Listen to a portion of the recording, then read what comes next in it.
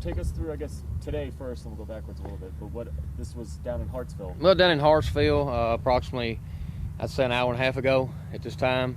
The U.S. Marshals, along with the Macon County Sheriff's Office, Tennessee Bureau of Investigation, along with Trousdale County Sheriff's Office as well, and other surrounding counties, we've been working this extensive. We've not went to bed. We're in here all night working, and still going to work on the other two. Of getting on Mr. Ferguson, being on time, he decided to turn himself in. He contacted aunt and uncle, and they had contacted the U.S. Marshals, and the TBI was later contacted me and advised him to turn himself in to the Trousdale County Sheriff's Office. He had been staying on Sleepy Hollow Road in Trousdale County.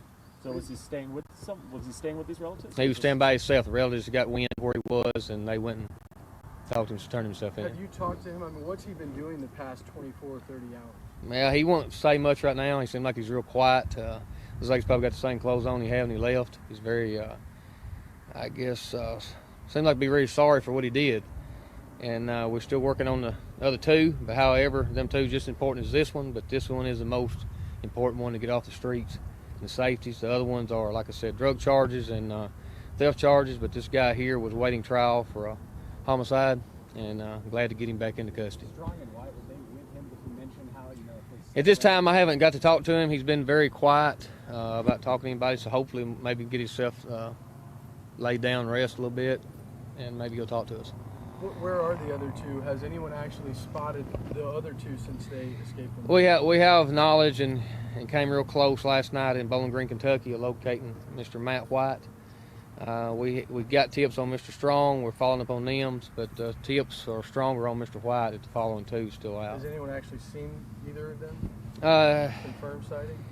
We were 99% sure that he was in a hotel in Bowling Green last night. We captured his girlfriend, which we do know that got him there to a hotel, and she also has warrants here out of Macon County, and this time she's in Bowling Green jail awaiting extradition. So he had someone help him get up there. Yes, we have made several arrests during this time.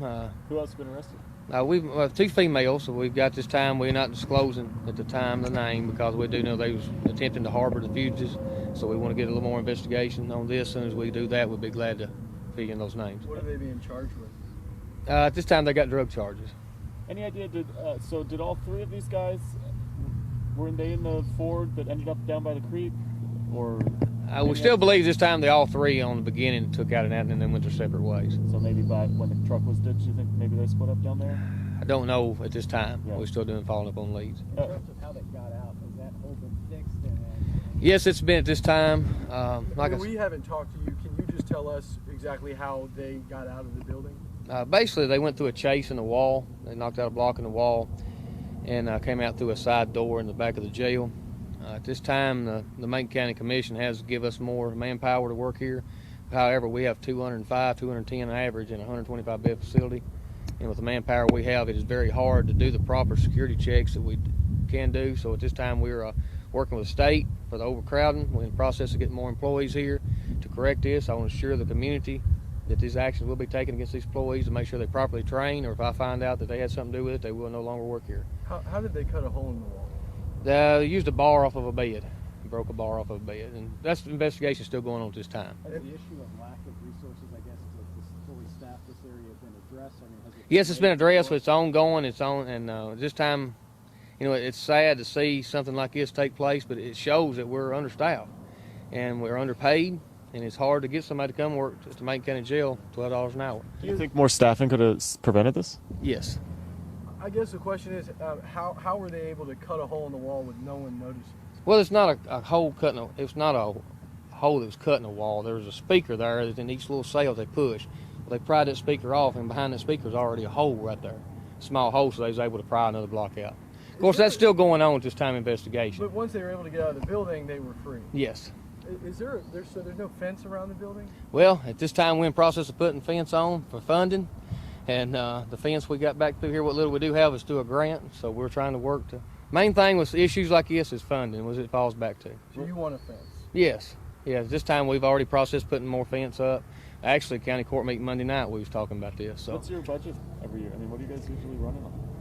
Well, at this time I'd rather not discuss, because I don't want to blame this on a budget. But if you had more money. We have more money, more funding, and a lot of people don't realize that this town is growing. and the population is growing. What time did the inmates escape? We're assuming at this time, between 12 and 2. Is there no evidence, no video of them escaping from the jail? We have some things we're looking into at this time. Just kind of leaving that to the investigation complete before I go any further. Between 12 and 2, when was the first time someone realized that they had escaped? Well, we had some escapes early in that morning, and then we're doing a head count, and they called me early in that morning to come in. And You had additional escapes? No, we had additional checks to make sure of the head count before it was done. Then they contacted me. So the security guard, the security officers that were on duty during that time, are they suspended at this point? That's still going on at this time because my number one goal at this time was to catch these individuals for the safety of the community and all surrounding counties, and then we'll worry about the staffing issues. What inmates, is it a pod, is it a single? It was a lockdown cell. I mean, Lockdown Sheriff, several hours passed before anyone realized that they had escaped. Is that No, accurate? not at that time. I'm not going to say that because we were working on an investigation. But it was, between 12 and 2 when you think they escaped. When We're still working on it this time. That's my comment because I'm telling you we're still investigating this, and I'm agreed to give an investigation, but or a statement on here. But I'm telling you the investigation is not complete. What does it mean to have these? What does it mean to have Mr. Ferguson off the street? It means a great deal, great relief because my staff didn't go home last night. I didn't go home, and we're going to continue to work and not go home until we find the other two. Sheriff, I've talked to people in this community. The fact that you don't know when he escaped and it's possible several hours passed in between when they escaped and when you found out, that's unacceptable to people around here. What do you say to them? Well, I'm not saying that's unacceptable to that, sir. I'm saying that when I was notified was several hours later. I was home, but people were working on it the whole time. People that I've talked to are telling me it's unacceptable, though. What Okay, do you well, say to the voters and the residents here in Macon County? That we're going to do everything we can to make the community safe, and that's what we're doing now. As far as the work you're doing here, just talk about how you came to find this man, how different agencies kind of work together to find Mr. Ferguson. I started contacting the district attorney, and at that time I also contacted Tennessee Bureau of Investigation, along with the U.S. Marshals. How many people are out right? I mean, is there a concentrated area? Like yesterday when we were in that field, is there one spot where people are right now, or you guys are really just chasing leads at this We're point? following up leads, and I've got to go with this time, so thank you very much. What do you